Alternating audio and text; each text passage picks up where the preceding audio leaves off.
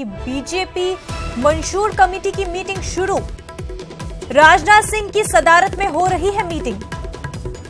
नाज़रीन, आपको बता दें इस वक्त की एक और बड़ी खबर, बीजेपी मंशूर कमेटी की मीटिंग शुरू हो गई है।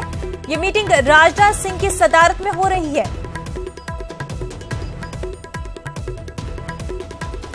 इलेक्शन की तैयारियां जोरों पर नाज़रीन, बीजेपी मंशूर कमेटी की मीटिंग शुरू हो चुकी है और ये मीटिंग राजनाथ सिंह की सदारत में शुरू हो गई है।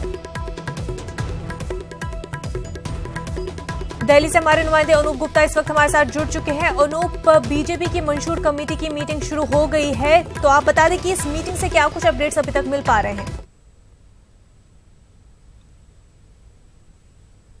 घोषणा के साथ ही बीजेपी में लगातार मंथन का दौर जारी है, लगातार बैठकों का दौर जारी है।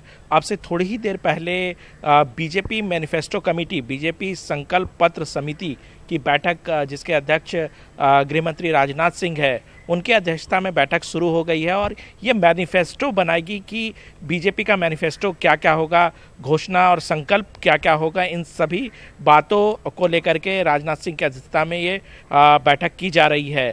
संकल्प समिति को लेकर के कई अलग तरह के भी उप समिति का भी गठन किया गया है, जिसकी बैठकें लगातार जारी है और पार्टी तय करेगी कि कौन कौन सी चीज़ें इस घोषणा पत्र में शामिल करना है। दूसरी तरफ बता दूं कि संकल्प समिति की बैठक के अलावा अरुण जेटली जो कि वित्त मंत्री हैं, वो भी बीजेपी मुख्यालय पहुंच चुके हैं और वहां वो राष्ट्रीय प्रवक्ताओं के साथ बैठक कर रहे हैं। यानी कुल मिला के ये कह सकते हैं कि जिस तरीके से लोकसभा चुनाव के तारीखों की घोषणा की गई है, उसके बाद लगातार बीजेपी अपनी तैयारियों और कैंपेन को लेकर के, अपनी नीति को लेकर के, प्रचार प्रसार को लेकर लगातार बैठकें करने शुरू कर दी है। जी अनूप, क्या कुछ पता चल पाया है अभी तक कि इस मैनिफेस्टो के अहम पॉइंट्स जो है, इंपॉर्टेंट पॉइंट्स क्या कुछ होंगे?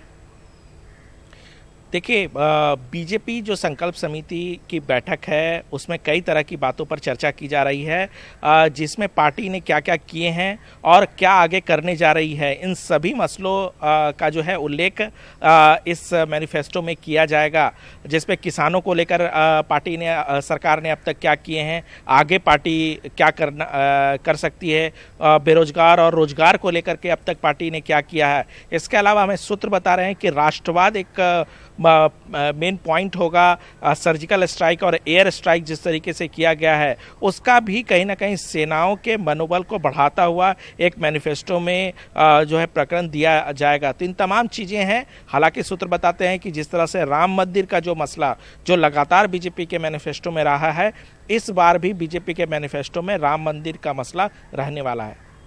जी अनूप, और देखा जाए तो कांग्रेस जो है अपना जो कैंपेन है वो इस तरह से चलाएंगी कि काफी एंटी बीजेपी वो नजर आएगा, तो बीजेपी जो है उनके कैंपेन की क्या स्ट्रेटजी रहेगी ताकि उसको काउंटर किया जा सके? देखिए, कांग्रेस का जो फोकस है वो रफाल है और बेरोजगारी है, तमाम महंगाई है, इन सब मसलों पर कैंपेन रहेगा। बीजेपी का जो थीम होगा कैंपेन का, वो राष्ट्रवाद रहने वाला है।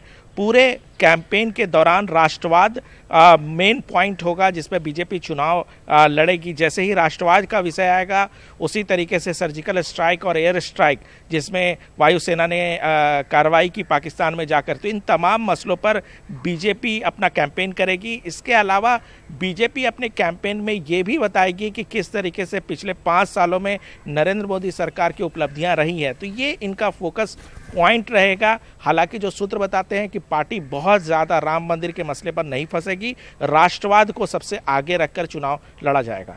अनूप, क्या कुछ बताया जा रहा है कि मीटिंग कब तक जारी रहने वाली है? देखिए, अभी मीटिंग शुरू हुई है, तकरीबन 2 घंटे तक ये बैठक चलेगी, ऐसा कहा जा रहा है। जी बिल्कुल अनूप, बहुत बहुत शुक्रिया आपका तमाम तर जानकारी के लिए।